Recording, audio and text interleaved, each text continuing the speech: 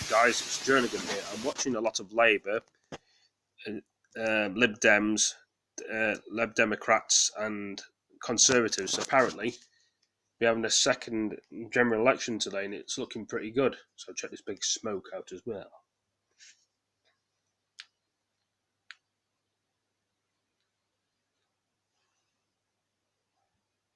That's what you call a smoke. Smoke everywhere. I'm going to get into this video in a minute after I've had a few smokes on this vape.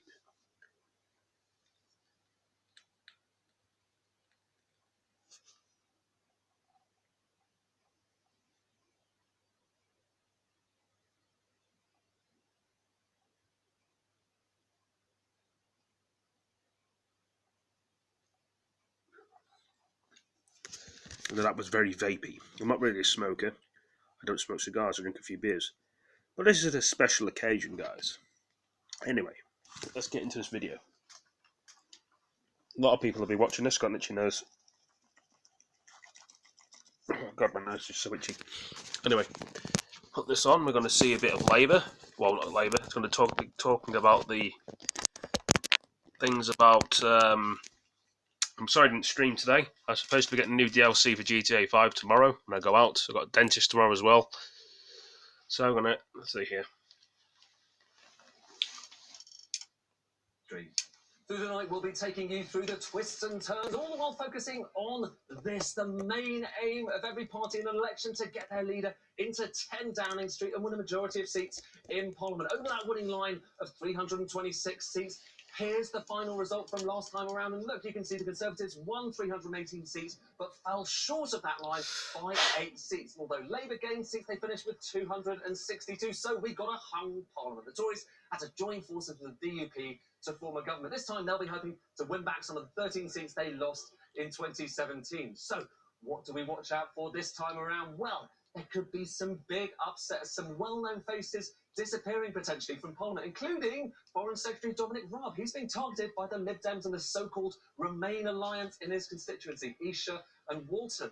Ian Duncan Smith in Chingford and Wood Green, he's also at risk. Labour only need a 2.6% swing to win it. And even Labour stalwart Dennis Skinner in Bolsover, it's a traditional Labour seat. He's been MP since 1970, but it voted strongly to leave the EU. The Tories hope to do well there, but might the Brexit Party split the vote? And also, you've got MPs running against their former parties. So Frank Field, he's been a fierce critic of Labour for its anti-Semitism and its stance on Brexit. Now he's running against them in his old constituency, Birkenhead, traditionally a safe Labour seat. You've got the leader of Change UK, Anna Soubry. She's running against her former party, the Conservatives in Broxtowe, a Leave voting marginal. But will she split the blue vote and let Labour in? And former Tory Cabinet Minister Dominic Grieve, he's running against his old party in Beaconsfield as an independent. The Remain Alliance have backed him and won't be running candidates against him, but will that be enough? This election won't just be about the battle between the two main parties, it's also about what's going on underneath the surface. For instance, will Brexit really decide this election? Let's have a look at last time around. So this representation of constituencies shows you how the UK voted last time, all of those seats back in 2017. And this is the UK, every constituency there. Let's take those and plot them against how they voted in the referendum. We'll take all of those, put them onto our chart over here, and you can see these are the areas that voted most strongly to remain. Those areas voted most strongly to leave. As you go across this chart here, you can see a lot of blue here, and the Tories will be hoping to turn more of these red dots blue. Win those seats, in other words, and over here in those Remain areas, Labour and the other parties will be hoping to get rid of those blue dots. And we have some special guests to help analyse as the results come in. It might tell us that the country remains quite sharply divided about its future, and in particular about its relationship with Europe. And I think it might show us something else, and that is a breakdown in the traditional basis of voting, which tended to be driven by socio-economic factors. We could be entering a new era of what I suppose I would call identity politics. All said, it promises to be an unpredictable, dramatic night. Democracy in action, and Britain's political fate potentially shifting again. Sky News. Very interesting, guys, as one would say to me. 2 minutes, guys. I'm just going to sort my chair out. the things come off the chair, the duvet sheet. Well, I would say duvet sheet, but the thing, it makes it comfortable for me to sit on. So I want a comfortable chair when I'm speaking, don't I? There we go. As I was saying, I've been watching most of this Brexit all day. Some people are not into politics and Brexit, but everyone's different. Let's put the other one thing on what I want to watch. And let's see about this one. We have this chart basically showing you each of the seats that Labour is defending. So remember that these seats, pretty much all grey at the moment, these are the seats Labour are defending, and at the start of the night, all of these were red, okay? So these are Labour seats, and it would take up to a 4% swing for the Conservatives, or indeed other parties, to win these seats. So Reading East, Croydon Central would take up to 6%, Stoke-on-Trent Central, Wirral West up to 8%, but look at this, up to 10% swing it would take to win Blythe Valley.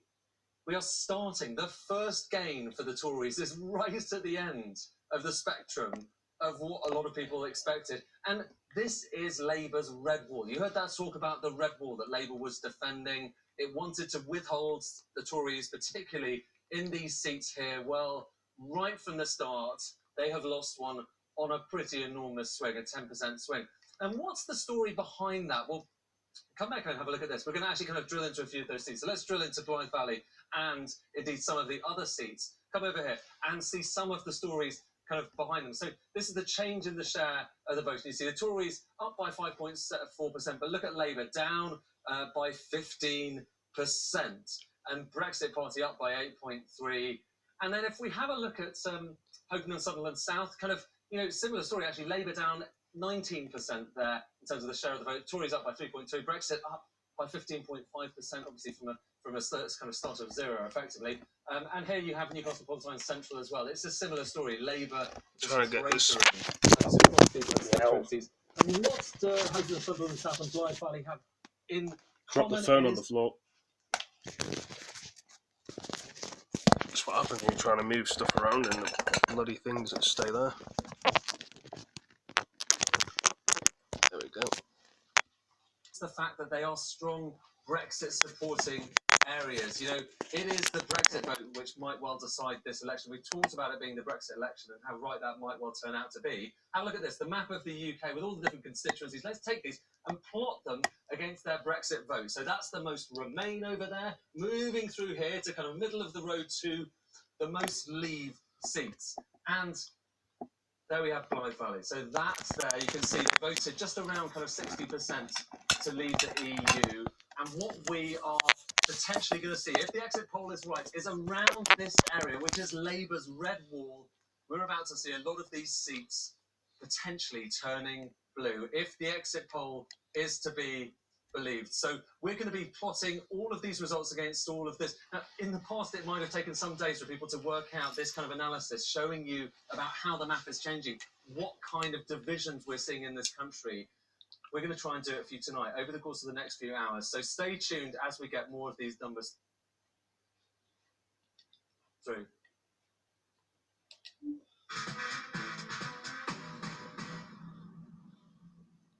Well, the Shadow Chancellor, John McDonnell, is in Westminster tonight and joins me now. What do you make of the exit poll, John McDonnell?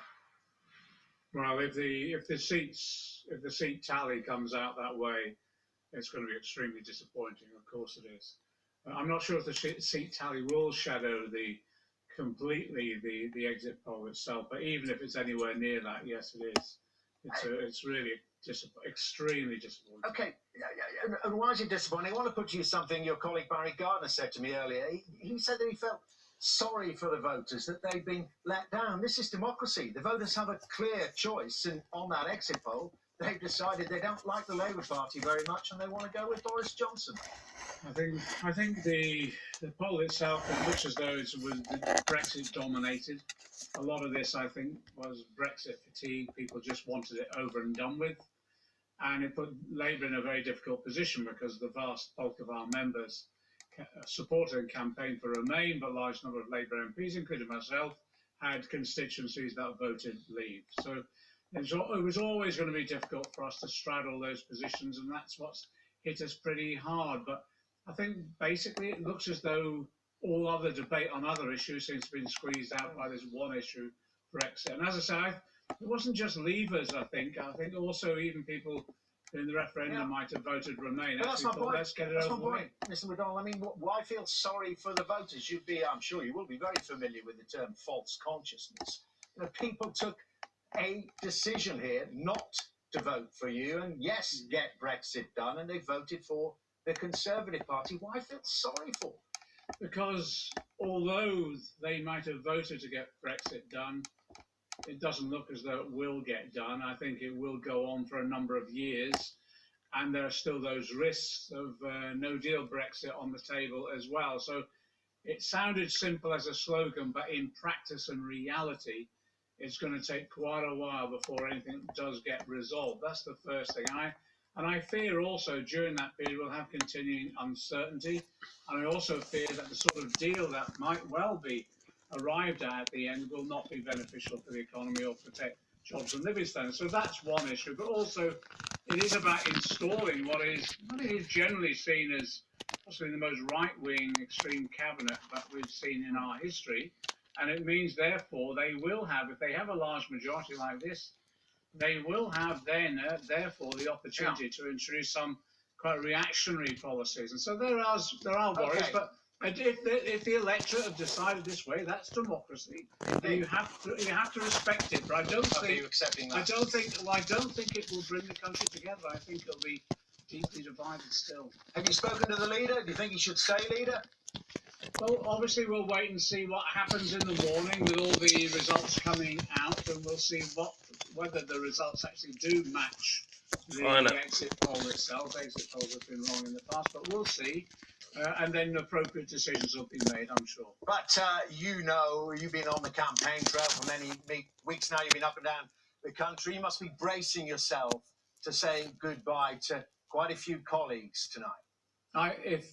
If the exit poll is right and we lose that many colleagues, I feel for them. I really do, because I know how hard they've worked in Parliament in the interests of the country, and I also know how hard they've worked in their own individual constituencies. And if it is anything on this scale, we will have lost some really good MPs, and I do feel for them, of course I do.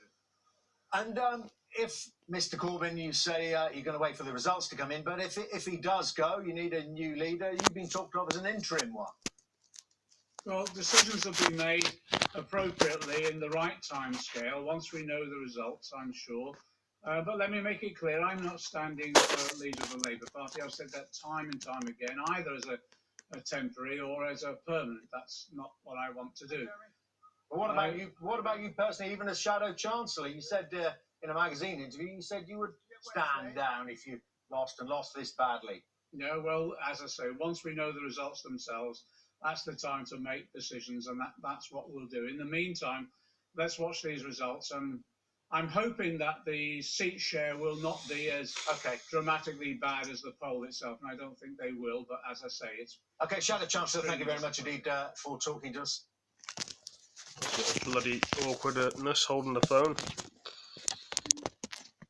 A lot to follow one train of thought to another, while also not leaving anything behind.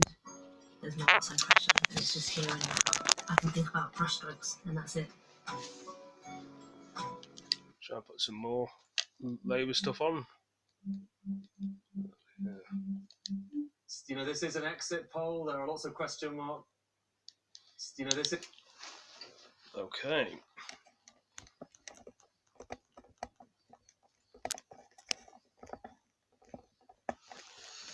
Right. Sorry, it's just taking me a long time to sort things out, guys, but try my best. You know, this is an exit poll. There are lots of question marks over, you know, it may not necessarily be fully reliable, but over the past few decades, it certainly has been. Let's have a look, though, at those numbers. Provisos out the way.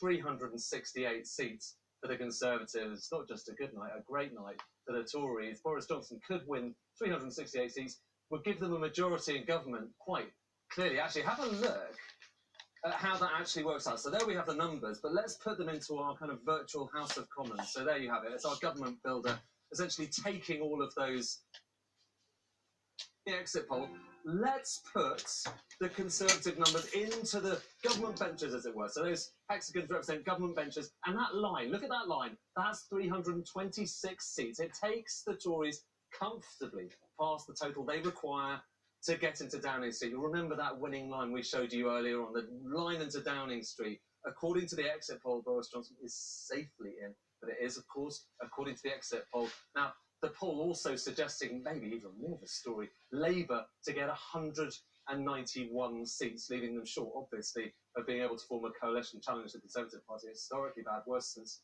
the Second World War. As you were talking to Barry Gardiner a moment ago, and many people think that's pretty disastrous for the Labour Party. Let's just go back, though. That's the exit poll. Let's go back and remember the picture in 2017. Okay, so have a look at this. We'll show you the results last time around. So 2017, the Tories 318, short of that majority. There you can see the board on the left. Labour 262, so up above 200 that time around. And then you can see the map behind. That's the map as of before today. The map of the UK, the political map, is about to be redrawn. Let's clear that. It's clear. So we're starting afresh. And throughout the evening, that map's going to be very important because we're going to be keeping a very close eye on constituencies around the country. There you can see them dotted. So those constituencies around the country we're going to be looking at to see if that exit poll is on track or not. That's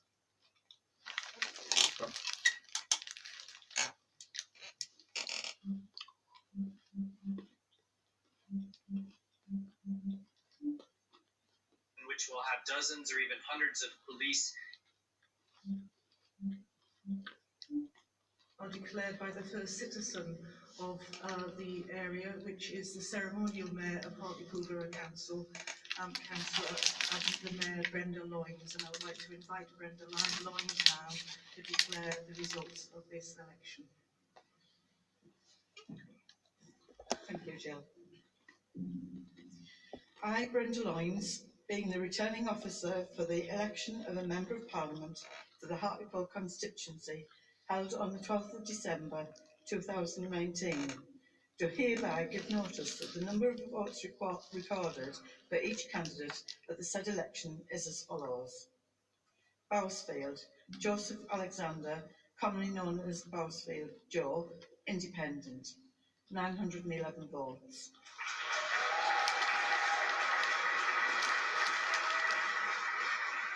Franny Kevin, Socialist Labour Party, 494 votes.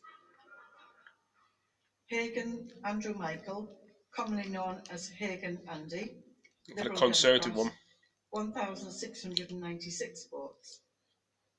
Hill Michael Robert, commonly known as Hill Mike, Labour Party, 15,464 votes.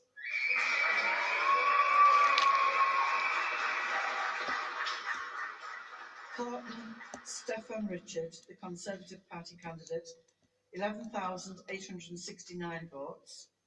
Tice Richard, Brexit Party, 10,603 votes. The number of ballot papers rejected was as follows. Want of an official mark, nil. Voting for more candidates than voter was entitled to, 27. Writing on mark by... Well, there we are, a dramatic result in Hartlepool, in spite of the fact that it's going down on the scoreboard as a Labour hold. Mike Hill, they're elected with a majority of 3,595. But the tale of that seat, if we can go back to the numbers, is that the split in the vote between the Conservative candidates, somewhere around about 12,000, and the Brexit Party, around about 10,000. And either Member UKIP were second there not so very long ago. If you put those two numbers together, you actually get a Leave majority there. Perhaps Mike Hill has dodged a bullet there, so to speak. John Bercow nodding along. Right now, I'm told we are hearing... Well, I was just saying that Hartlepool was where Nigel Farage made the announcement that he was going to stand down in 380 Conservative seats, and that was their main target, really, Hartlepool. But as you can see, there's been here we go. Here's the changing chair here. 25% increase. Blackpool South declaring right now.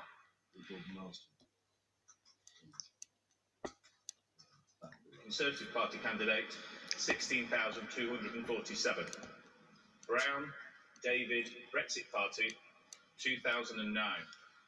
Coleman, Gary Ian, Independent, 368. Daniels, Rebecca Irene, commonly known as Becky, Green Party, 563. Green, William Lewis, commonly known as Bill, Liberal Democrats, 1008. Marsden, Gordon, Labour Party, 12,557. And another win for the Conservatives in a heavily Leave voting seat back in 2016. Scott Benton there getting in, and a very decent majority, taking it from the Labour Party majority, 3,690. Labour Gordon Marsden had a majority in 2017, 2,523. So another big turnover there in the north. They're going to do well, the Conservatives. This time in a Leave-leaning seat.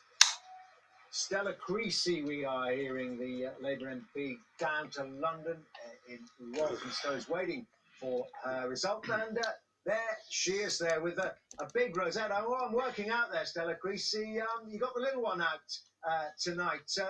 Sleep or awake there? Well, she started heckling me when I gave my acceptance speech, so she's starting to wake up a little bit. But she's 2 weeks old, so I couldn't really leave her at home. Okay. Well, indeed. And tell us, though, about the night's personal results aside. Well, tell us about that, first of all, because there is a tale of two elections, at the very least, isn't there, developing for the Labour Party? Yeah, look, I'm extremely honoured that the people of Walthamstow have yet again voted for me to be their MP, and acutely conscious they don't just need a Labour MP, they need a Labour government. And I can't pretend that what is happening across the rest of the country isn't absolutely devastating. I'm gutted to see very, very good colleagues who I know, just like me, are passionate about their local communities, passionate about this country, not being returned to Parliament. I am very concerned about what Boris Johnson could do, especially if he gets the majority people are talking about, and very aware that we've had 10 years of austerity, bleeding dry communities like this. We're now possibly facing a very hard Brexit, and that raises some really tough questions for people like me and the Labour movement, which I've been part of for over 27 years now, about why we weren't able to win the trust of the British public at this point in time to offer them an alternative. And is this inquest going to focus on that? You mentioned the message, but what about the medium through the form at the top of the leader? Do questions need to be asked about Jeremy Corby? Look, I'm sure there will be questions asked about all sorts of things. Yes, including leadership, also including policies, including campaigning. That's what happens after an election. Right now, it's about 1:30, 1:45 in the morning. We're still seeing what is happening. Obviously, some of my colleagues are managing to hold on, which is fantastic. Some of them aren't winning. I'm really hoping we're going to get a positive result here tonight in Chingford. That's the one result we're waiting for now here. Look, we have to see how the pieces lie first, but I don't think any of us can pretend this is what we were hoping for and what we've been fighting for. And obviously, we owe it to the British public to ask ourselves why we didn't win. You mentioned Chingford there waiting. The reason why he didn't win is you want to be pro-Remain in Brexit. By a Remain vote. And that's what I referred to, I suppose, in my Labour. question to you. This that's what Conservatives when he's on leave. At least, is Labour now becoming a metropolitan party? You can only win in Remainy seats like yours. Look, let's see how the results go. From what I understand, we've just held on in Hartlepool, which I think you would argue is a very different type of seat. We have to see what the results are. I've only seen a handful come in so far. Obviously, I've been here at the count and also looking after this one. But I do accept the challenge that we need to be a party that can win support across this country in order to win a government. I don't think that's an unfair question. I just don't know at this point in time what the test is that we've met. Okay, thank you very much indeed. We are hearing from the leader, Jeremy Corbyn. Thank you very much for coming. Lovely to see you.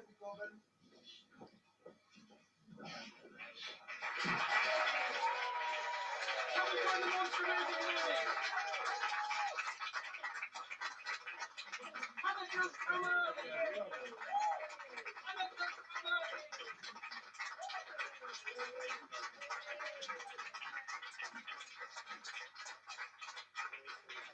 Well, Jeremy Corbyn arriving at his camp there in Islington in North London. We'll see how he's done when they declare their round of applause from the party activists. Some shouts there from some of the journalists in there about asking if he was going to resign. No answer specifically on that issue from Jeremy Corbyn. And as I say, some cheering, not too much of it from the party activists. And I want to talk now to Labour's Jess Phillips, Labour candidate, one of the Labour candidates in Birmingham. And Jess Phillips, let's stay because we're looking at pictures of your leader. Would you be cheering him? Would you be clapping him if you were there this evening? I might act with courtesy, so yes, maybe.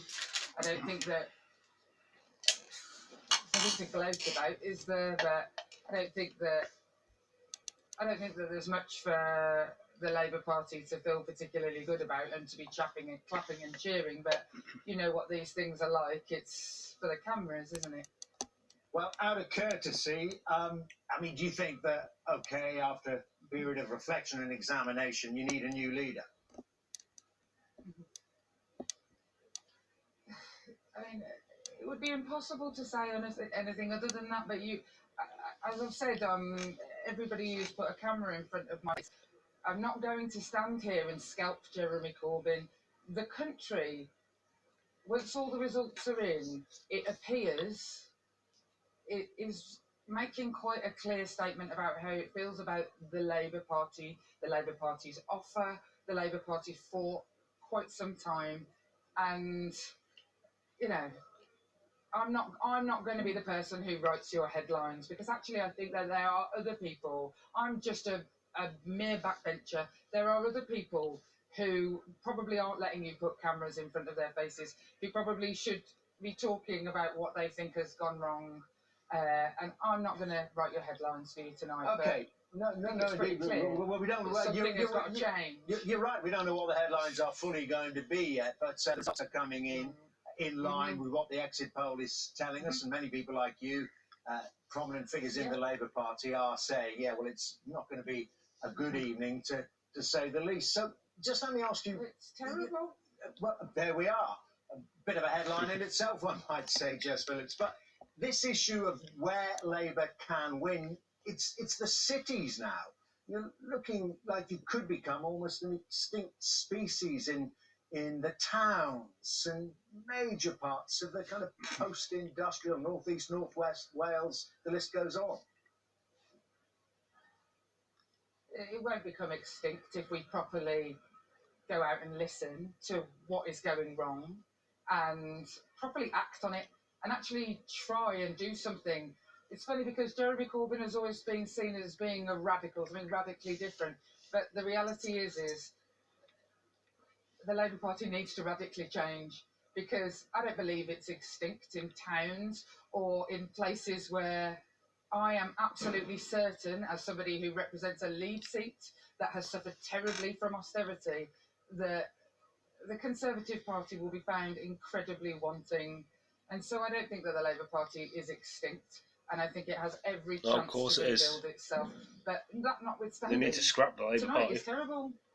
It's horrendous. It's heartbreaking. It's painful. It's painful for the people that I need to serve. It's painful. I'm kind of happy Labour have not got in. Conservative are better. All of my constituents who are facing real challenges because of decisions made by the people who have governed us for nearly a decade. I remember when things used to get better, and now people have just got used to things getting worse. Okay. And that is a tragedy that tonight the Labour Party wasn't able to rescue them from that. Okay, Jess Phillips, thanks very much indeed for spending the time to talk to us. So we want to go live now to this candidate Labour, Jeremy Corbyn there in North London. My colleague Sophie Ridge is there, and Sophie, we saw this ripple of applause as he arrived. Looks fairly muted. Tell us about it.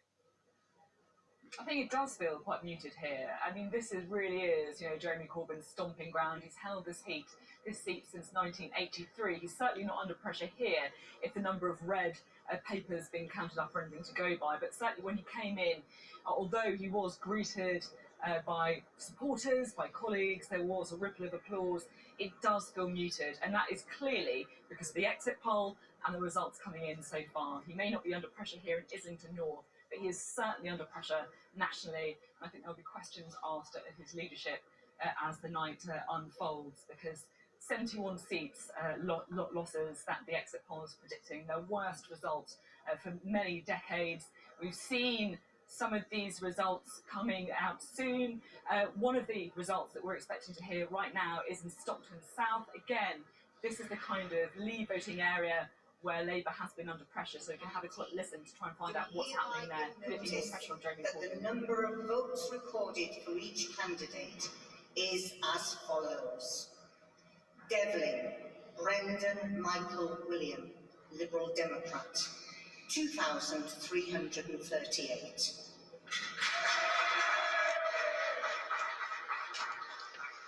Prescott, John. Okay, we need to leave that go to Chingford. Ian Duncan Smith a target for the Remainers. 44.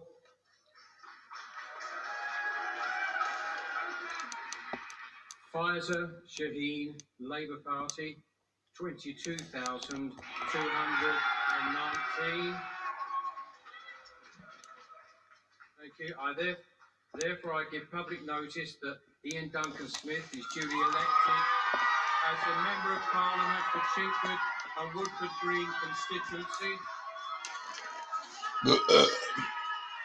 Ian Duncan Smith back there, one of the top targets there for Labour and the Remain inclined, but former leader of the Conservative Party, of course, leading Leaver Brexiteer, member of the European Research Group. Well, he's back, and we think I see him breathing almost a sigh of relief there. We'll get you the numbers specifically on that constituency very soon, but just there at the bottom of your screen.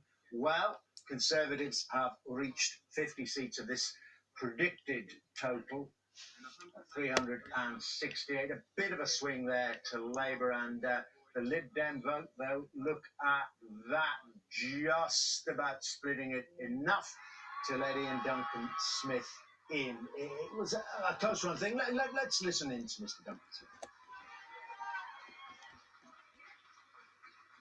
Can I thank, I hope on everyone's behalf, the Mayor, the returning officers, all those who have worked incredibly hard here, both at the polling stations and also here doing the count tonight. Can I thank all of them, the police and all the security staff and everybody else. I wonder if we could give them a round of applause. They've done incredibly well.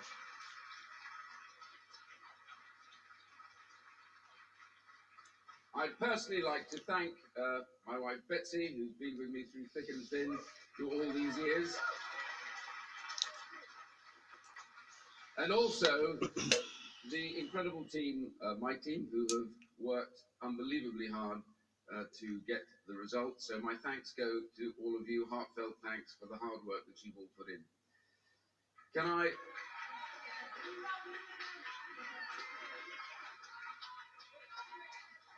I most of all thank, after 27 years, my constituency, Chingford and Woodford Green.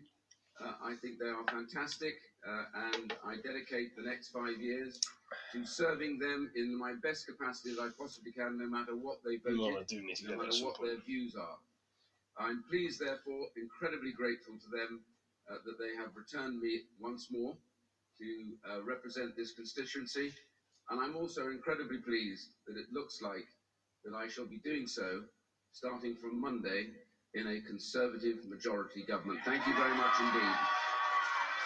Ian Duncan Smith back in Narrow Squeak in Chingford. Let's go to a Labour gain from last time round. Back to see. December 2019, do hereby give notice that the number of votes recorded for each candidate at the said election is as follows.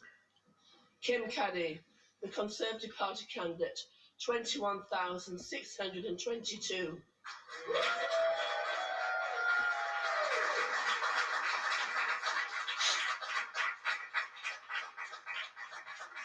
Lois Elaine Davis, Green Party, 1,529.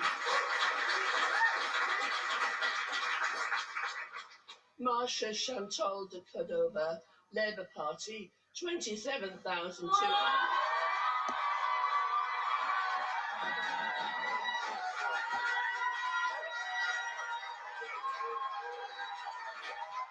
Well, you can hear for yourself raucous cheering there by the relieved Labour supporters, Marsha de Cordova, who took the seat in 2017. An increased majority there in heavily Remain voting seats there returned. We haven't got the numbers for you, but there we are. They are back, and they've also reached 50 seats. I've also got to alert you to another of the big turnouts, big turn-ups South in London, 2017. Canterbury, you may remember when that was declared that Labour had gained that with a very slim majority of 187. We are hearing that Rosie Duffield, yes, John Burko, Rosie Duffield has got back in there.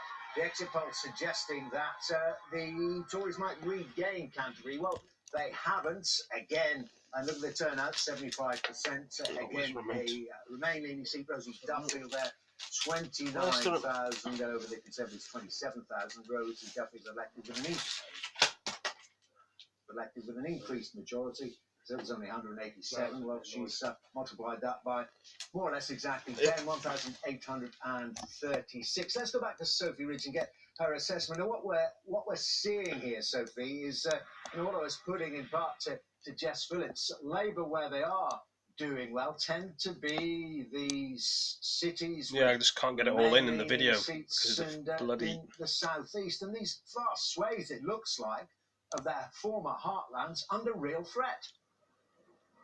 It really does feel, don't it, like we're seeing a realignment, and that is certainly what people in Labour are saying as well. Labour candidates at the election saying that they think there's different stories going on in London and in the rest of the country. Talking to people in close to Jeremy Corbyn, the Labour leader as well, they're saying to us, sorry, I'm just hearing some overhead speakers from the declarations here. We're not expecting them quite yet though. People close to Jeremy Corbyn also saying that just look at the areas where we're losing. That goes to the heart of the problem. And I think it is Brexit, but it also perhaps goes a bit further about identity as well. And do they feel that the Labour Party really represents the identity that they feel politically, as opposed to being perhaps a bit too much of the liberal metropolitan party that some feel it's becoming. And certainly you're seeing that in some of the seats. Labour taking gains in places like Putney, losing some of those really long-standing seats they've had for a long time: Blythe Valley, Workington, Blackwall South, Darlington. We can bring in my colleague Jason Farrell now, who's been following Jeremy Corbyn. You're just looking at pictures there of him arriving at the count just a short time ago, about 10 minutes ago, wasn't it, Jason? Yeah. You were there. What did he look like? Well, I just got him getting out of the car, actually, so when he was still outside, and he was quite in a hurry to get in. I asked him, his reaction to the result. He just thanked me for the question, but didn't answer. Asked him if he was going to stand down. He was quite determined to get to the door. Asked him a few times. He didn't answer. Earlier, when I spoke to someone from his camp who was with him at the time of him seeing the exit results, he was apparently in shock. That person said he needed a bit of time to just absorb the result. But I think as his colleagues absorb it, especially those more in the centre of the party, they're reacting and blaming him. And he must be seeing that. He must be seeing some of his own MPs really turning on him now, especially those who tried to oust him back in 2016, saying a sense of, I told you so. Also, a lot of people, MPs I've spoken to in the north, saying that he's created a cabinet that was too London-centric, and saying, don't just blame this on Brexit. It's about more than that. It's about more than that, yeah. Okay, thank you, Jason, very much for that analysis. Well, as Jason was just saying, pressure really growing on Jeremy Corbyn. Many feel that he should be considering his position if that exit poll is right, if the losses that they've seen so far continue throughout the night. Projected to lose 71 seats compared to in 2017, so certainly pressure growing on the Labour leadership now. Back to you for now. Okay, yeah, Sophie, back with you soon. I just want to talk to John Burko about some of those results we've just seen. First of all, the Labour holding and increasing their majority in Canterbury, holding on, we're seeing there as well in Norwich South. Again, what Sophie was saying, really, these Remain seats, Labour holding on there, but not in a lot of other places. No, Sophie Ridge, of course, is absolutely right about that, Dermot. But I think there's just one other point to add in relation to Rosie Duffield boosting her majority in Canterbury and Clive Lewis being returned in Norwich South, and that is that it's not just a matter of Remain per se. It is that those two that's a particular lot. constituencies are, of course, university constituencies, a very significant student vote there. As far as Battersea is concerned, which happens to be my home seat, Marcia de Cordova has strengthened her position there, and that doesn't really come as a surprise. The demographic is just markedly different from that in so many other places. Let's just reflect on and your overall thoughts as well, Beth Rigby, our political editor there. In Chingford, Ian Duncan-Smith getting back in a feature there of the, I called it the Remain vote, let's call it the referendum vote. But Labour and the Lib Dems, well, if one of them understood, they had enough to take out Ian Duncan-Smith, and this was meant to be one of the tactical votes. I can tell you they were very, very worried about that. Priti Patel, the Home Secretary, was in that constituency leafleting with Ian Duncan-Smith. He has worked his socks off, and he's only just hung on. But keep talking, but I'm going to throw this in there. Conservatives against Scunthorpe. We don't have the numbers yet, but they just keep coming. Yeah, I mean, look, this is really a seismic election here. We've become used to, and certainly in my sort of lifetime of covering politics, narrow majorities, coalition governments, hung parliaments and party systems where there's give and take and compromise. This sort of majority is going to give Boris Johnson the kind of power, executive power, to really potentially reshape our country, to have a very different type of politics for the next 5 years. I can't overstate what a big change this is going to be for the country. And secondly, and the Scunthorpe result reflects it, the bases of the parties are changing. London is becoming metropolitan, university-educated, liberal, if you like. The Tories are taking traditional Labour, working-class, heartland areas, and that is going to have an effect too on how Boris Johnson has to run his government, because he's going to have a different bunch of voters now. So, supporting it's an interesting point. Just very quickly, John, because no, please make your point. Sure. No, what we've got here is identity politics trumping old-fashioned socio-economic determination of how people vote. People used to vote on a straightforward economic basis, and maybe people are now voting on a different basis. And the question is, will that be sustained? I've been in the House of Commons 22 years and there's not been a Conservative Member of Parliament for Scunthorpe until now. Yeah. Lots of implications for both the major parties there. Another gain, look, they just keep coming, as I say, Redcar, 15-point swing or so, again for the Conservatives, 15-point swing or so away from the Labour Party. There's the numbers for you, what reading that makes for Jeremy Corbyn and all the leadership of the Labour Party. Jacob Young in there, 18,811, and look at that change in share. So it's just the way that the Labour vote has been whacked down, 18% fall there. Brexit Party doing fairly well. The Brexit Party standing in these former Labour seats now. Redcar again, another gain. Listen, the Conservatives also doing well in Wales. We've seen held on in Vale of Glamorgan, took Wrexham, took Clwyd South, and Dan Whitehead is there to talk about the picture in Wales. Dan. Yeah, Dermot, what a fascinating evening we are having here in Wales. Vale of Glamorgan, Alan Cairns, the Conservative MP, holding on to his seat here despite controversies.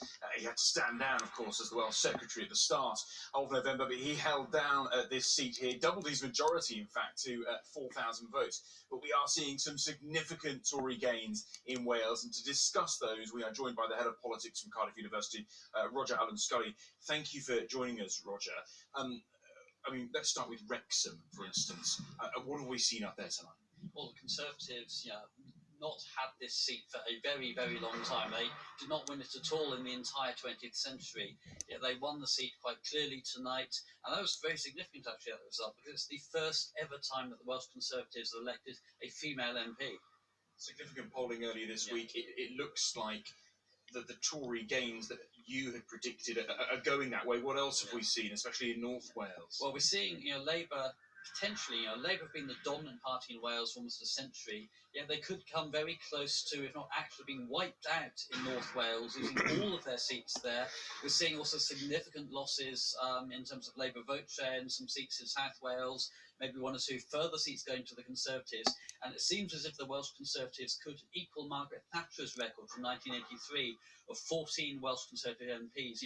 The best they've done in any election since the war. And that's the record. Anything above 14 for the Tories in Wales is going to be a record. Yeah, absolutely. This would be genuinely historic.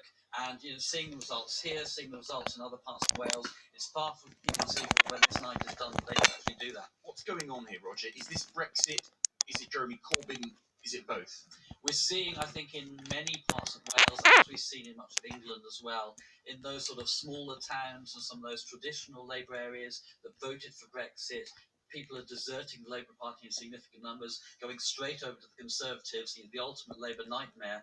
We're also seeing, though, I think, the Jeremy Corbyn leadership did not work in Wales, Labour's traditional bastion, any more than it's worked in many of Labour's other traditional areas of strength. We're just going to cross to Anglesey, I think. I believe we're getting a declaration there now.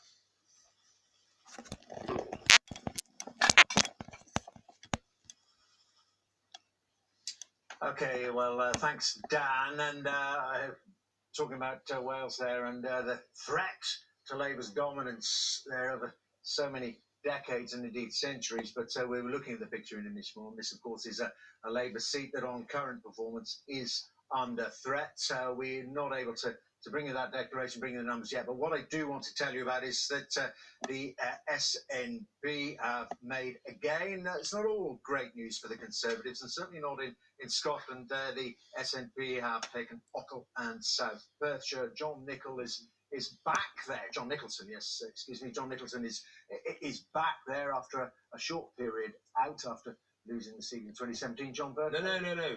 Previously, the Member of Parliament of that constituency was the indefatigable Tasmina Parliament Sheikh. He lost his seat. We mustn't airbrush Tasmina. Nobody could airbrush Tasmina Parliament Sheikh. not. Out of history, she had a very distinguished record, but she lost her seat. Now, John Nicholson was a member elsewhere, and now he's got back in this constituency. That's obviously very good news for this. But the overall point being, Beth Rigby, that yes, overall, a great victory, it looks like, for the Conservatives, but not in Scotland and, not in parts of the remaining south and the remaining capital and some of the cities. So, and if one theme of this election, it seems to be, will be this return to big majority government, if this plays out as it looks. I mean, that's going to be fascinating in terms of how our politics works.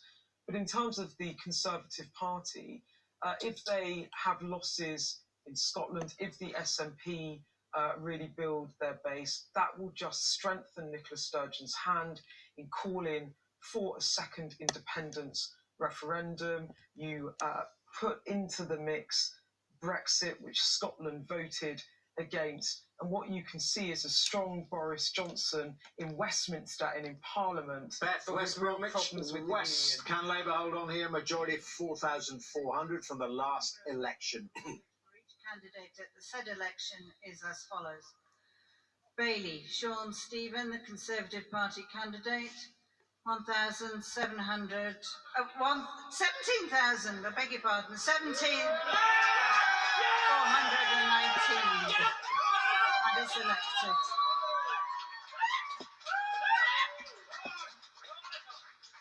Clucas, Helen Flora, commonly known as Clucas Flo, Liberal Democrats to stop Brexit, 915. Cunningham, James Thomas, Labour Party, 13,620.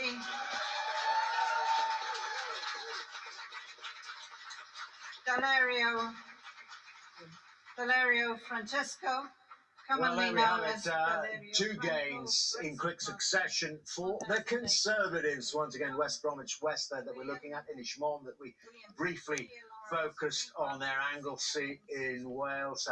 Again there from the Labour Party. Looking at West Bromwich West, as I say, there was a majority there for the Labour Party of 4,400. It was a seat that voted 68.7% to leave the European Union.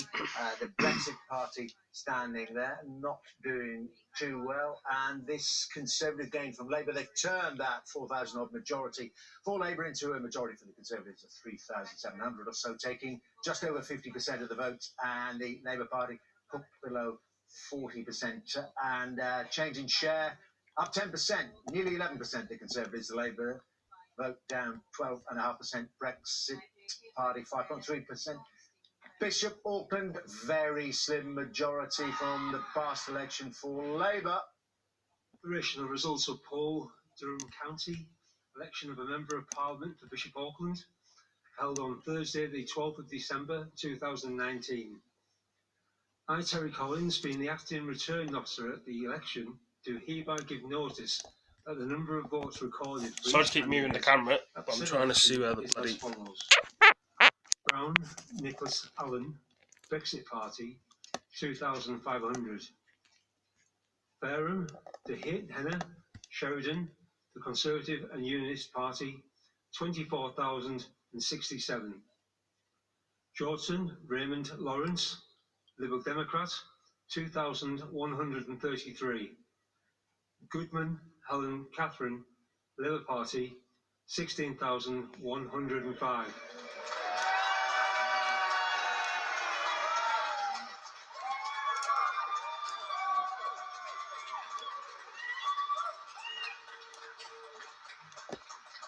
There were 131. There we are again there, another game for the Conservative Party in Bishop Auckland. Not too high a mountain for them to climb, given that they were only facing a 502 vote majority there for Alan Goodman, who took it at the last election. But look at the size of that majority. Look what they've turned it into. Nearly 8,000 majority in Bishop Auckland. Another heavily Leave voting seat. And they've taken over 50% of the vote in Bishop Auckland. Labour pushed down to 36% again. Labour down double digits, 12.1%. The Conservatives up 6.8%. And also the Brexit Party up 5.6%. Worth talking now, going to Stoke and talking to Labour's Ruth Smeeth. First of all, your exit poll is the exit poll is suggesting that you're going to be in a bit of trouble, Ruth Smeeth. I mean, do you see it that way? Seems it could be. Oh no, I've definitely lost. Well, very frank of you. Thank you very much indeed for confirming that. That makes it then a grim night personally and a really grim night for the party. This is, never mind the party, this is an appalling night for my constituents and it's an appalling night for the country.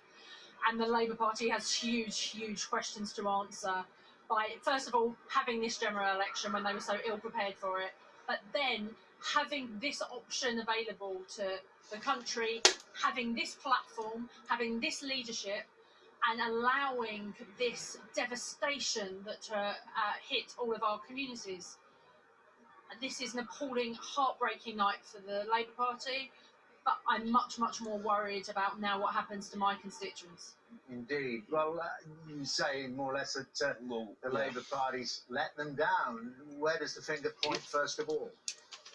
Jeremy Corbyn. I know that. Has he got to go?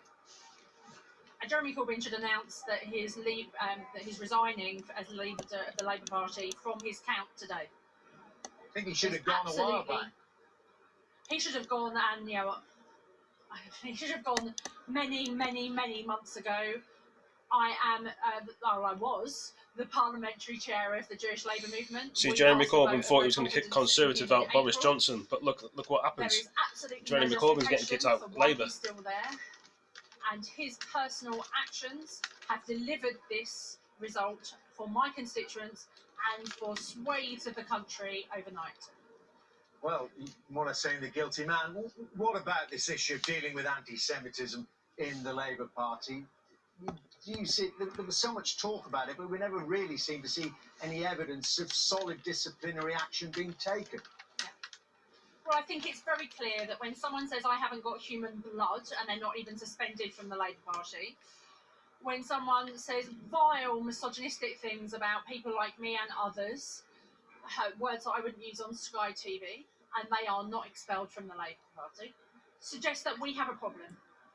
And I don't care what Jeremy Corbyn and Jenny Formby have said about anti-Semitism in the Labour Party and how they've dealt with it. They simply have not. And in terms of anti-Semitism, that was, the internal party processes. How did that play from your perspective in this general election? Was it raised with you as an example of one of the faults of the leadership? Jeremy Corbyn's actions on anti-Semitism have made us the nasty party. We are the racist party. And when you've got a leader, a prime minister, that has said such vile Islamophobic comments, and we're the racist party because of the actions of my leader, the lack of actions of it, and who he's associated with and his friends are, then we have a real problem. The Labour Party now needs to be detoxified. We need to move on, and we need to make sure that this culture is destroyed within the Labour Party, that racism has no place, that there is no hierarchy of racism, and that everybody makes it clear that Jews have a safe space in the Labour Party, because quite frankly, they don't at the moment. You've got the recipe there. Do you see any prospect of it actually happening, given who's in control of the party apparatus? I'm sorry, Ruth Smith. Hopefully we would be able to continue that, but they're declaring in cities of London and Westminster. Now, this one of the hopes for Chuka Umunna, formerly of the Labour Party, now with the Lib Dems. 1,049. McLachlan, Gillian Mary McLachlan, commonly known as Jill McLachlan, Christian People's Alliance, 125. Nardell Gordon Lawrence, Labour Party, 11,624. Polanski, Zach, Green Party, 728. Umunna, Chuka Harrison, Liberal Democrats, 13,096. Okay, well, there we are. Look at that. 13,000 for Chuka Umunna and the Lib Dems, and the Labour Party taking over 11,000. Would easily have outstripped Nicky Aiken, who've taken it, have held it for the Conservative Party. So much for tactical voting. All these websites and apps we were told about that people were going to get their act together and take these kind of seats. And on that very note, I want to go over to Chingford and talk to the former leader of the Conservative Party, Ian Duncan Smith.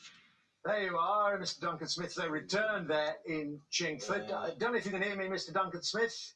Hello? Sky News. Sorry, hello. Sorry, you may have heard John Burko there, a very familiar voice to you. On this issue, on this issue of the tactical voting and this Remain Alliance or whatever it wanted to call itself, they came pretty close to getting rid of you. Well, I think that there was definitely some tactical voting in this seat, and I think the biggest problem is that we haven't settled Brexit. So now I hope and believe that with Boris Johnson getting what looks like an overall majority, I hope a good substantial one, then we have a chance now to bring this whole thing to an end, get Brexit done, get that trade deal that we talked about, finish it all off. The only way I think we'll bring society together again over this issue and stop the issue of elections and even people privately is to do that, to get Brexit done, and that's where Boris Johnson is the only one that made that promise. Otherwise, we've been meandering along for another 6 months to a year with no decisive result. So getting that majority was critical, and I do believe Boris Johnson is a one-nation Prime Minister, and I don't think he's going to spend his time doing anything else. He's going to do Brexit, he's going to do let's just concentrate. More police on the streets. Sorry, Mr. Duncan Smith, I'm going to try and be snappy because a lot of results coming in, but just on the issue of Brexit, which you've been so concerned about for so long, particularly under the previous leader. You called it Get Brexit Done. We all know it's only the withdrawal agreement. Do you think then that it all can be done and dusted, the trade association and all that hangs off that by the end of 2020? I think it's wholly feasible because a lot of this work has already been scoped. So I need to find a service, charge. Foreign Office behind the scenes, the Brexit. I'm trying to find a charger for the the phone. phone. They've been scoping out what the arrangements are. They've been discussing those with the EU. It's not as though they're going to start from scratch in January. The reality is it is feasible to do that. They want a deal. I think this majority that we're going to get now, it looks like, with the Conservative Party, does also do something for that negotiation. It tells the European Union you're now dealing with a government that can get things through, which means now settlement is almost instantaneous. It'll come back to Parliament and we'll be able to get these things. Okay. But I mean, Mr. Duncan Smith, you can get things through. I'm sorry, got to cut it off. Going to Belfast North because Nigel Dodds, the Westminster leader of the Democratic Unionist Party, standing there. Will he hold on? 35, 21135. Finucane John, Sinn Féin, 23,078. One might say the biggest Charging my phone up of is the taking a while. evening so far. Nigel Dodds, the leader at Westminster of the Democratic Unionist Party, lost his seat to John Finucane there of Sinn Féin, the Lord Mayor of Belfast. John Finucane, son of Pat Finucane, who was killed 30 years or so ago in a terrorist shooting. But he's taken the seat, 23,078. You may notice there, very few standing there. The SDLP stood down, a form of Remain alliance that was turned by Sinn Féin. They've taken the seat from Nigel Dodds, has gone in Belfast North. John Bercow. Well, that is the biggest scalp. Nigel Dodds is a long-serving member of Parliament. He has a very high profile, but with that high profile has come controversy. And if you are a big figure, you're a big target, and Nigel Dodds was a big target, and that's reflected not just in the identity of his Sinn Féin opponent, but in the fact that other candidates withdrew in order to give Sinn Féin the best possible chance. And what that really is about is very, very, very strong hostility, I think, to the DUP's position on Brexit. And just to pick up, I mean, I was watching that because we thought that Nigel Dodds might lose that seat, but we've talked a lot about Scotland and the issue of Brexit and how that affects Scotland, but of course, Northern Ireland, and how will Boris Johnson's Brexit deal affect Northern Ireland, and in the long term, that also lead to a suggestion of perhaps a border poll in Northern Ireland as well. You know, that is another constitutional issue. One big constitutional crisis resolved, and other. One can't help but think that if forced to choose between Union and Brexit, the DUP would go for the Union. But for the time being, they have strongly supported Brexit, and I think that they are beginning to regret that. Let's just throw in there the Conservatives have gained Eastbourne from the Liberal Democrats, so it's not all bleak for them in the South East as well. Beth, continue. I was just going to ask you, John, do you think in retrospect the DUP would have been smart to have backed Theresa May in her withdrawal agreement bill? Because they didn't back her and it didn't go through, but actually... Well, in terms of that ambition to be for the whole of the UK to be treated the same, I'm going to cut you off there because we are approaching the top of the hour. It's just about to turn 3 o'clock, therefore an appropriate moment to remind you that you are watching this Brexit election special coverage right here through the night on Sky News as it turns 3 o'clock. Let me take you through the headlines so far. If you are just joining us, nearly 200 seats have now been declared, and it's been a bad night. Let me return that. A terrible night for the Labour Party. They've seen some shock results in the North East in particular so far. A huge drop in their share of the vote. The Labour leader, Jeremy Corby, has arrived in Islington in North London for the result of his count, and questions are being asked directly by Labour MPs and former Labour MPs over the future of his leadership. Jeremy Corbyn should announce that he is that he's resigning as leader of the Labour Party from his count today. It is absolutely. He should have gone, and he should have gone many, many, many months ago. And the Conservatives have made big gains, putting them on course to win something like an 86-seat majority predicted in the exit poll. You may just have heard Ian Duncan Smith, their former leader, retaining his seat despite a big attempt to get him out by Labour. I'm pleased, therefore, incredibly grateful to them that they have returned me once more to represent this constituency. And I'm also incredibly pleased that it looks like that I shall be doing so starting from Monday in a Conservative majority government. Thank you very much indeed.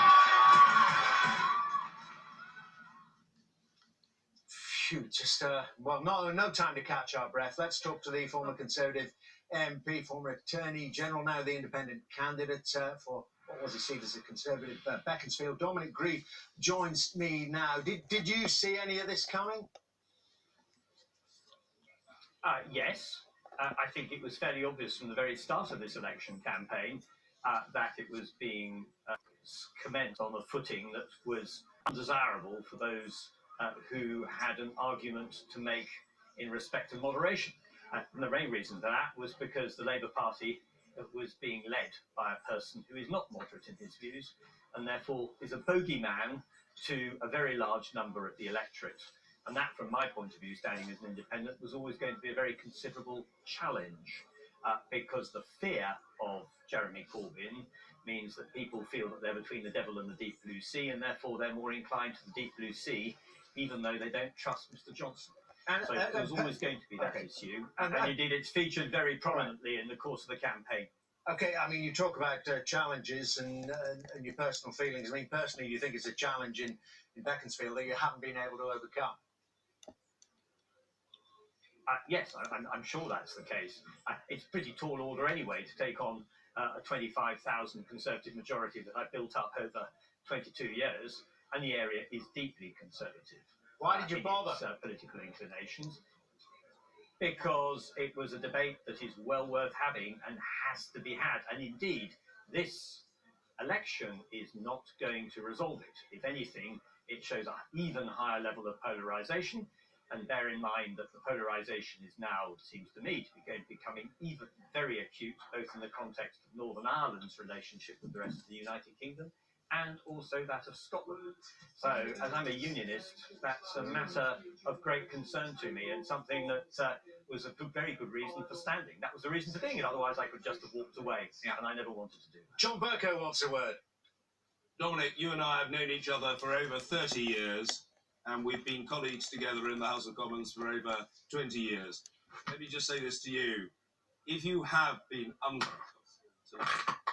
going to continue as a Member of Parliament for Beaconsfield, I think the House of Commons will be poorer. I think the country will lose out because you have been an outstanding public servant. Independent-minded, principled, articulate, and unfailingly courteous to everyone with whom you're dealing at all times. You are really an exemplar of how politics and public service ought to be conducted. Okay, well, that from John Bercow, but you're not going to be an MP, Dominic Grieve.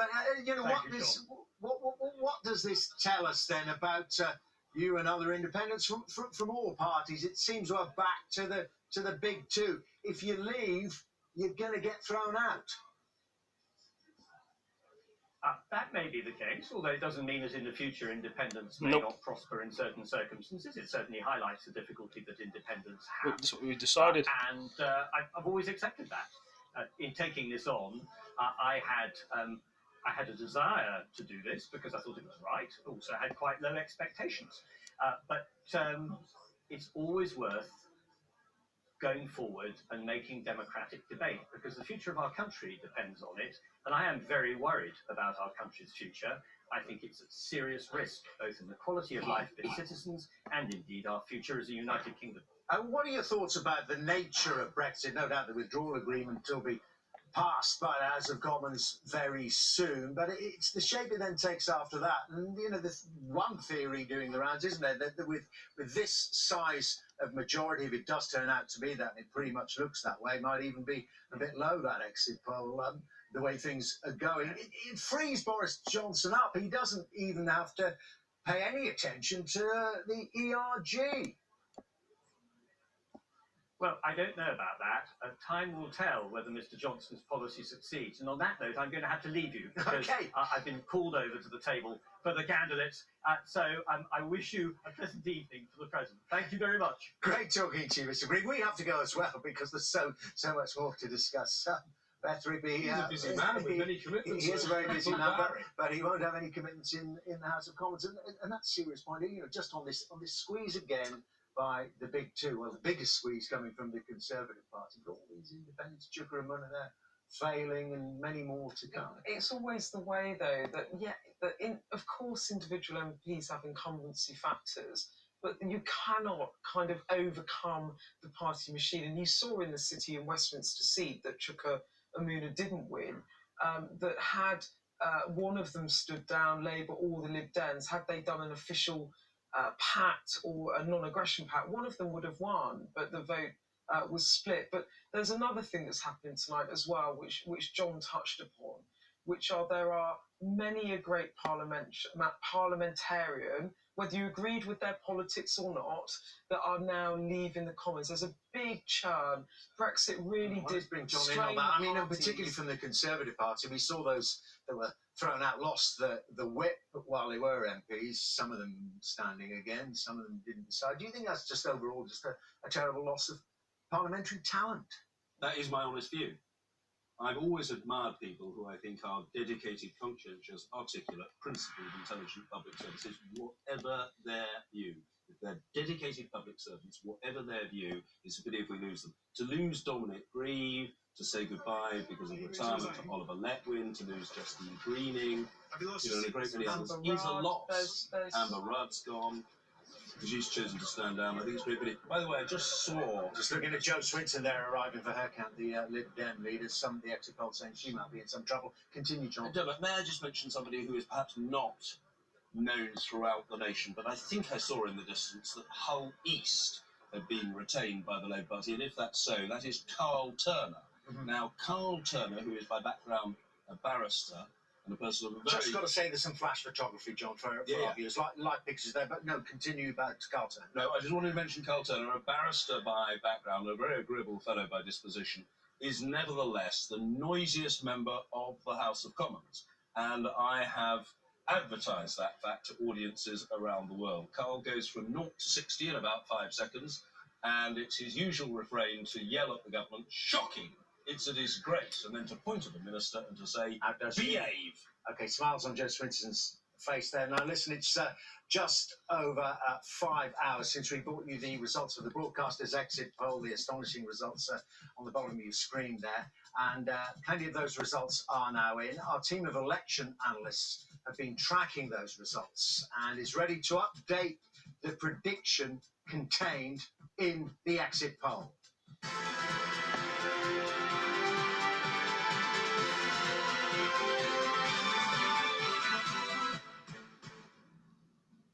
And we at Sky News are now forecasting the Conservatives will win between 358 and 368 seats, and Labour between 192 and 202. That would mean a Conservative majority of between, depending on which end of the forecast you go with, of between 66 and 86. So a range of 10 seats in it for both those parties. Let me take you through them again.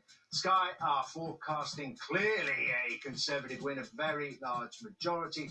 The Conservatives and Boris Johnson will win between 358 and 368 seats at Labour, 192,202. And Sky's election analyst, Professor Michael Thrasher, is with me now. Tell me how you've worked this all out, Michael. Well, we're looking at actual results, and we've been waiting to get enough results from every region because we're using a regional swing model, and it's really quite close to what the exit poll is saying. Although we may be saying that actually the majority may be slightly lower than the exit poll forecast. So, if you like, the mid-range forecast that we're looking at currently would be a majority of 76. Well, I mean, you're amazed by the way this is panning out. This is the fourth election when the Conservatives are going to be either forming a majority or the largest party. Have you ever seen anything like this? No, this is an exceptionally unusual election. For me now, I think the critical figure psychologically and of course electorally is whether Labour will pass, the important mark of 200 seats. And on the upper end of our projection, the forecast for Labour is 202 seats, but they could be as low as 192. But even on 202, even on the high end of that, that's still worse than Michael Foot in 1983. And still, yes, and you have to go back to 1935 for such a low result as that. So, but we are getting closer and closer to being able to sort of pinpoint where the parties may actually finish up. 127 now for Conservative. Just 200 results are in, so less than a third. And we're seeing it happen because John and I were conjuring just on the numbers from the exit poll, and you're more or less staying on those, where the seats are being won. 128 now. The Conservatives are losing some seats, particularly in Scotland and indeed parts of London and the South East, but boy, they're compensating for it elsewhere. Yes, but there are also, I mean, for example, Labour held on to the... Stay with us, Michael. Better go to Isha and Walton, Foreign Secretary, again targeted by these tactical voters. Here we go. The number of votes cast for each candidate at this election was as follows. Ashurst Peter Lenardard, 2,838, 2838.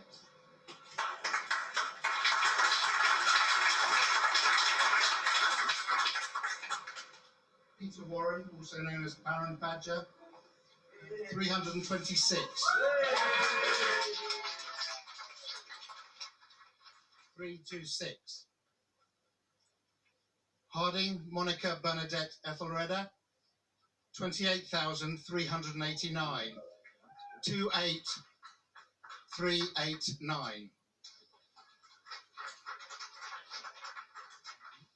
Keynes Kylie, 347. 347.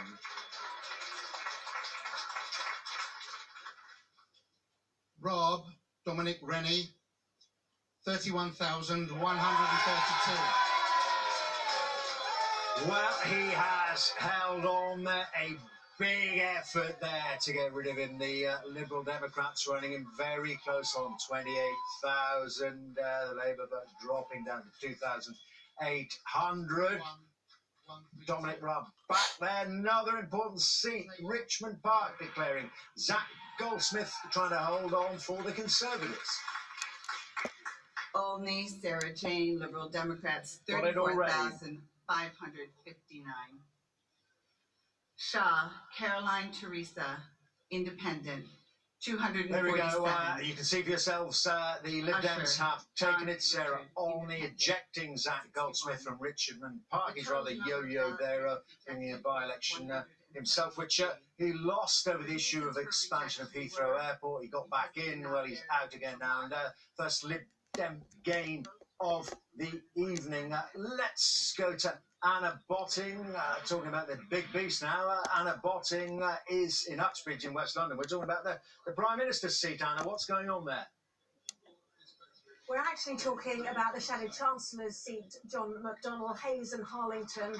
The result just come in. John McDonnell won it, but while he was making his acceptance speech, talking about people waking up in poverty, food banks and climate change, people started shouting at him. First of all, terrorist, and then liar, and then a fight broke out. Take a look at these pictures from the camp.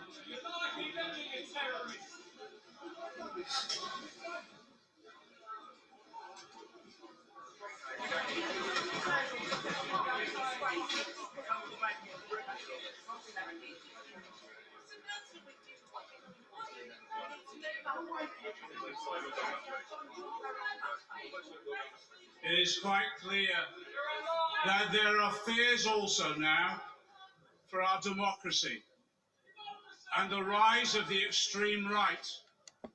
But I say now that we will organise and we will ensure this type of democracy will reign.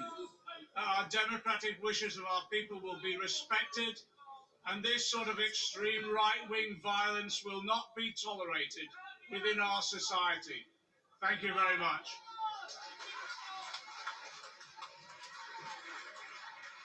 So the response there of John McDonnell as he walks away, but it shows really the febrile atmosphere that has been brought to during this campaign, and now he, of course, blaming the far right. We have to say, do not know who it was who was scuffling there in the background, but even during the postal voting, we saw arguments here as well. So clearly, tensions running high. We're taking back control of our country. Here, certainly, a very extraordinary scenes We'll do a second time.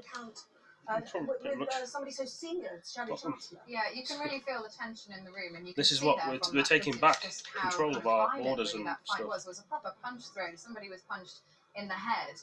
John McDonnell, before that happened, was making a speech which sounded very much to me a bit like a leadership pitch. We've heard Labour MPs across the country say, Ruth Smith very pointedly before, that Jeremy Corbyn should have announced his resignation. Leaving Uxbridge to go to the result in Islington North, Jeremy Corbyn's seat. Announcing the results of Islington North. Thank you. I, Lindsay Roberts-Egan, being the acting returning officer of the election of a Member of Parliament for the Islington North constituency, held on Thursday, the 12th of December 2019, do hereby give notice that the number of votes recorded for each candidate at the said election is as follows. Nicholas Charles Ellsworth de Elves, known as Nick the Incredible Flying Brick, the official Monster Raving Loony Party, 236. James Clark, Conservative and Unionist Party, 5,483. Jeremy Bernard Corbyn, Labour Party, 34,603.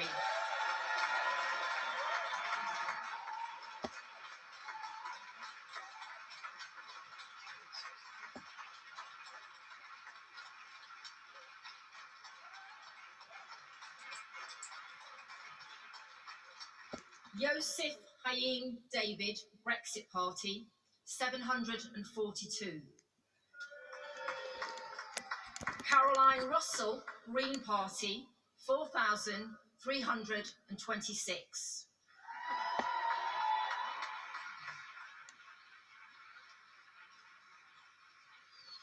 Nicholas Richard Wakeling, known as Nick Wakeling, Liberal Democrats, 8,415. The total number of ballots rejected is as follows. Want of an official mark, 0. Voting for more candidates than a voter is entitled, 37. Writing or mark by which a voter could be identified, 2.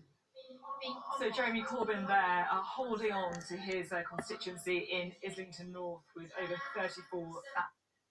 No surprise, of course, that the Labour leader is winning here in Islington, a seat he's held all the way since 1983. But while he's not under pressure here, he's clearly under pressure in the rest of the country with a very disappointing night for Labour, losing many seats outside London, whether in Wales, in the north of England, and also in Scotland as well. A disappointing night for the Labour leader, and there will be calls, including from his own colleagues, for him to resign. Let's have a listen. Could I start by saying a huge thank you to the returning officer and all the staff and the police that have ensured a fair and democratic election has taken place today, and also to congratulate and thank my fellow candidates for their participation in this election. And also a very heartfelt thanks to the people of Islington North for electing me again for the 10th time to represent Islington North in Parliament. I'm very, very proud to do so, and I've learned so much from the people of Islington North, and it's my pride and my pleasure to continue to be their representative in Parliament.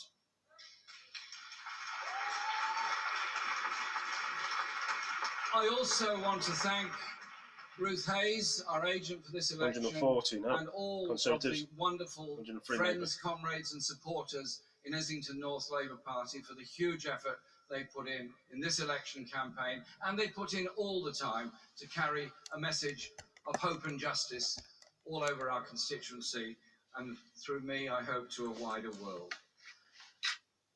The pressure on those surrounding politicians is often very, very high indeed. The media intrusion on people's lives is very high indeed. And the attacks that take place against family and loved ones of politicians continue, and they're disgraceful, and frankly, they are disgusting.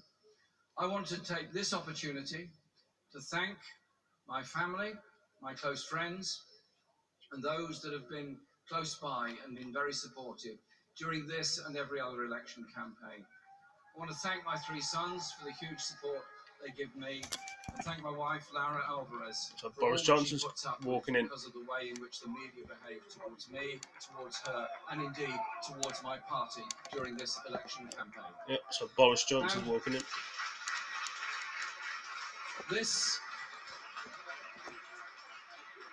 This is obviously a very disappointing night for the Labour Party with the result that we've got. But I want to say this.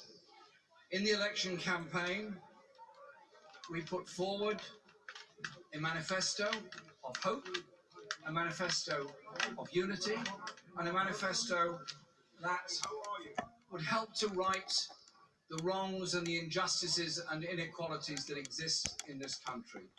For those who need housing, those who need an effective health service that will deliver for them, and those children that need a school that is properly funded and they're not being taught in oversized classes. And a manifesto that gave hope in dealing with the environmental crisis the world faces by investing for the future through a green industrial revolution.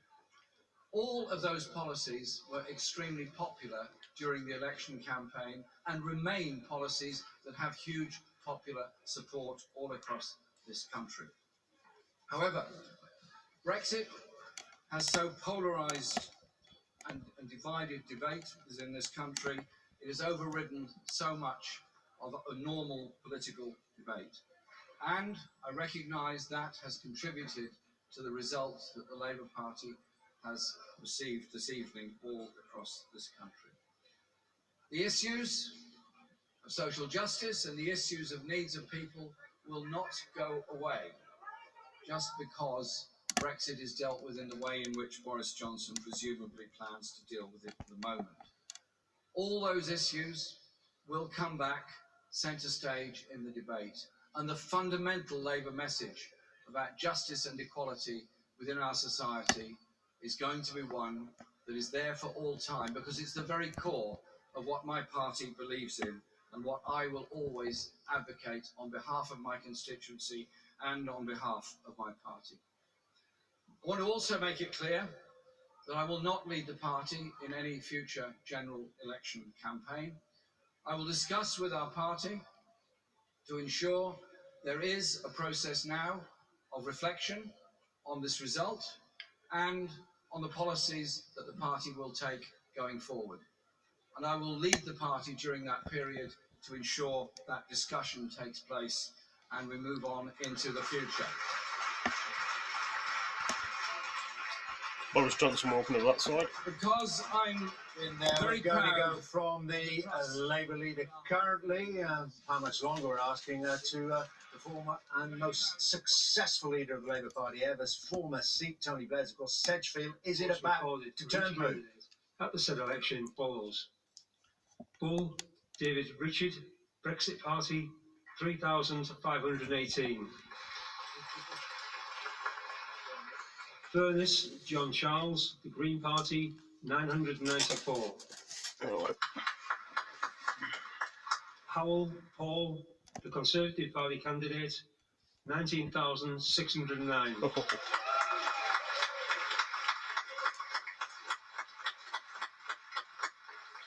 Joyce, Michael Anthony, Independent, 394. Welsh, Dawn Elizabeth, Liberal Democrat, 1,955. And Wilson, Philip, Labour Party, 15,096. Well, as I said, what a symbolic result. Tony Blair's old seat, just as we were listening to Jeremy Corbyn talk, it's turned blue. The Conservatives have gained this from Labour. Phil Wilson, ejected as the MP. Paul Howell will now take over in the new House of Commons. A healthy majority, 4,513. This year, 1935 keeps coming up. Well, that seat has been Labour since then as well, and this is looking like turning out to be the worst performance by Labour since that year, 1935. And while we've been speaking, or while we've been listening to Jeremy Corbyn, you saw the Prime Minister arrive at his camp. We will, of course, bring you the result from Boris Johnson in that spirit in his speech when that happens. But meanwhile, the inroads that Boris Johnson's party is making into Labour territory continuing. Barrow and Furness has fallen, and the Conservatives have gained back a high peak, a loss for them in 2017. It goes on and on there. It really does. But I mean, Jeremy Corbyn has just effectively announced that he intends to resign as party leader. He just confirmed at his count, I will not fight another general election as leader of the Labour Party, but he didn't seem to be resigning immediately. He said that he would stay on for a period of reflection. So maybe he intends to stay on and try and just get his people into place for any leadership contest. So not an immediate resignation, but I mean, Jeremy Corbyn has just there announced his intention to resign. Now I'm waiting for the time frame. I mean, John Burke, on that, if it's, I mean, in this exit poll and now our projection, it is going all Boris Johnson. Now, you got in. We mentioned Tony Blair, that's what I mentioned. You got in that landslide, went, I suppose, against the trend a bit. Pretty safe seat, but yeah. you got in 97 and you saw a smashed party. How long does it take to recover from a drubbing like that? Oh, it can take a very long time. It's always very tough if you suffer a heavy defeat in terms of size of majority to get back into government in one go. Possible, but it's a very tall order. So far as the timescale for the election of a new leader of a political party is concerned, I don't think there's anything particularly odd about what Jeremy Corbyn has just said.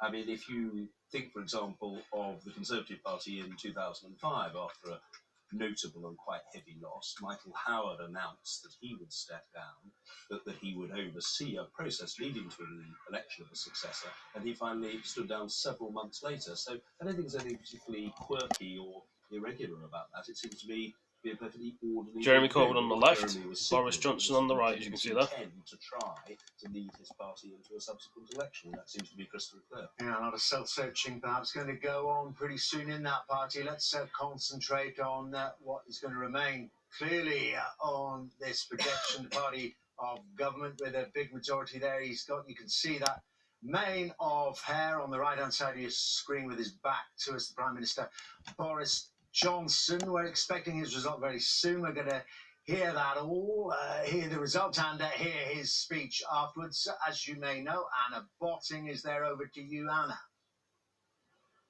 Lots of hair ruffling, I have to say, but inwardly that man must be absolutely delighted. It does appear that we are looking at the next Prime Minister for Great Britain and Northern Ireland, Boris Johnson. It's his dream job.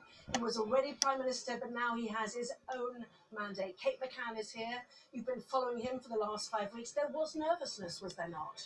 Yeah, there was, and I think a lot of people, including these politicians, have been burnt by previous polls, and of course what happened in 2017. But the Conservative Party in this general election have focused their resources on those Midland areas and the North, which Boris Johnson needed to win, needed to turn blue, and it looks like he has. And they played an offensive game, didn't they? Really going after those Leave voting seats in the Labour heartlands. So was it Brexit? Was it Jeremy Corbyn? Was it both? Or was it this man? Did he make the difference? Because Theresa May tried to do the same in 2017. What difference has it made then that Boris Johnson is the leader of the Conservative Party right now? I think certainly anecdotally, speaking to people in some of those seats on those visits, it has made a difference, because lots of voters, particularly those who voted Labour for a significant amount of time, have said that they are voting for Boris Johnson, not the Conservatives, not the Tory party. So yes, it's made a difference. It's also about timing. We're much further on in the Brexit process. And I know, Kate McCann, that you heard people out and about campaigning with Boris Johnson suggesting they were not voting for Jeremy Corbyn because he was anti-Semitic and too close to terrorists. The shout we heard tonight at John McDonnell's constituency. So, Sophie, what reaction has there been where you are then to the news that Jeremy Corbyn will not stand or not continue to stand for much longer as Labour leader? Well, I think that there was a bit of shock really in the room. Jeremy Corbyn has now just left the count. You can probably hear the chairs being packed up behind me, but a really significant piece of news unfolding in the last 30 minutes or so, because as those Labour seats fell like dominoes, Jeremy Corbyn stood on the stage behind me and announced that he will not be leading the Labour Party into the next general election. He said a period of reflection is needed. There is clearly, my understanding is, some soul searching going on about the regional disparities in the Labour losses that we've seen. Yeah, that's just the thing, yeah. What needs to be done about them. He says he will stay on as Labour leader while that period of reflection goes on, but he will then clear the way for a challenger. And I have to say, there have been two counts going on here tonight. Islington North, Jeremy Corbyn's seat, but also Islington South and Finsbury, which is the seat of Emily Thornberry, the Shadow Foreign Secretary. She gave a speech moments before Jeremy Corbyn, which sounded an awful lot like a leadership pitch, saying that we're not beaten, the fight is just starting, against the duplicitous, gutless, reckless Prime Minister that is Boris Johnson.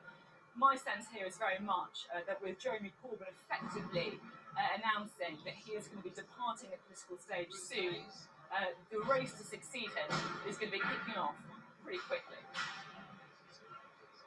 Very interesting, Sophie. Thank you very much indeed. Well, the noise you can hear in the background now is actually that Boris Johnson's dog is at the count, Dylan, who we saw, obviously, he took him voting with him earlier today. But certainly for the Prime Minister, the person, I say the Prime Minister, we don't know yet, do we? It's not totally confirmed. Dermot, back to you for the moment. Okay, Anna, thank you very much indeed. Lots of developments. They just keep coming in. Dawn Valley has fallen to the Conservative Party. Caroline Flint going there. And you may remember at the start of the campaign that a lot of flooding in the area, and it was thought that the reaction by the government might have had a lasting effect on the election. Who knows about that?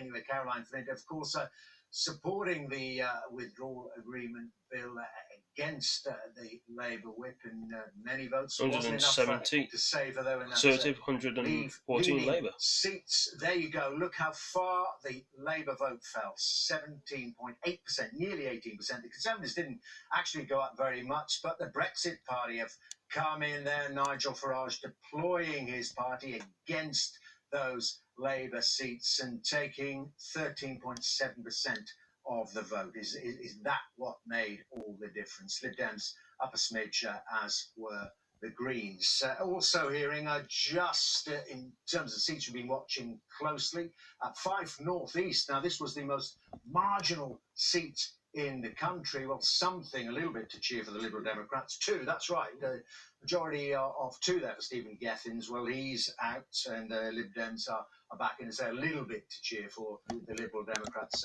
taking that seat. There you go.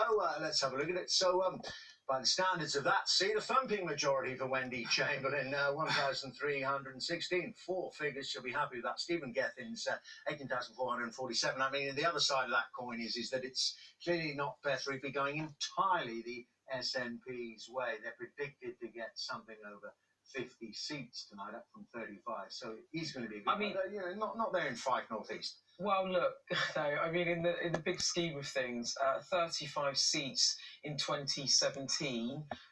They were hoping to get in the mid-40s. The projection puts them back in the 50s. I mean, Scotland is going SNP again. And what was interesting was there was a sort of expectation that the Conservatives... Great Grimsby, Beth. We all want to see this, don't we? Yeah, absolutely. 70. Barker, Christopher Paul Howard, the Brexit Party, 2,378. Emerson Lloyd Layton, the Green Party, 514. Nietzsche Leah, the Conservative Party candidate, 18,150.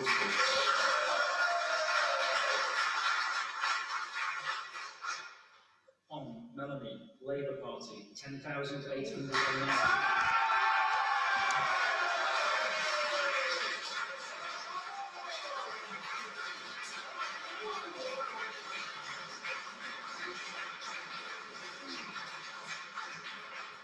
With Nigel James, Independent, 156. The number of ballot papers rejected was as follows. 73 Conservative, You can say to that one. 119 Melanie Labour. on out, 10,891. And look at that change. The Conservatives there, 18,150 in Great Grimsby. It just does keep going on and on, excuse the pun. Yeah. Labour since 1945. Yes, a pro-Brexit avalanche has knocked out Melanie on. She stood up for herself. She argued the case for a less anti-Brexit position. She signalled a willingness to go along with some sort of withdrawal agreement. But I think that what the evidence very clearly shows is that when the tide is running strongly in one direction, and the public are against your party, very appropriate in Great Grimsby, and the tide's running against your party, Grimsby, simply London. standing up and saying, oh, but I didn't go along with this, however well-intentioned, is unlikely to avail you. And there we That's are true again, for Melanie and for looking at the Caroline change in share. Look at that, down 16.7%. Yeah. I mean, Johnson was in Great Grimsby, Yeah. wasn't he, on Monday, handling the fish in the fish markets. I mean, I have to say, people like Melanie On, there's lots of Labour MPs in Leave seats that probably wish they'd backed Theresa May's deal now. Yeah, indeed. Oh, sorry, let's just point out there, you could just see Jeremy Corbyn at the back of that throng leaving his county in North London there when, as John Burke was saying, reading between the lines, letting us know that after a period of reflection, he's going. Yes. Well, I mean, that's how I interpret it. That's how you interpret it, yeah. A perfectly dignified statement that he's made. But just to go back to those losses for Labour, Caroline Flint's share of the vote was very sharply down as well. Very sharply down in Don Valley. Indeed. Okay, well, listen, let's do some analysis. Sam Coates is crunching through all these numbers, and we've been looking, Sam, at this issue of the Brexit Party standing only in these formerly Labour-held seats. What effect are their numbers having? Thanks, Deborah. Well, it's been... Well, guys, I've had to have paused it for a minute because I've been doing this for like nearly 1 hour, and the phone could be dying on the battery, so I'm going to start up another stream. Like I say, I hope you all enjoyed the video. Conservatives have won. The Labour Party have lost. The Conservatives are going to hopefully get us out of Brexit and get free trade back and get a trade deal, get our borders, have our hospitals in the UK. So thank you for joining me, and I'll catch you next stream, guys. Peace. The next one, peace.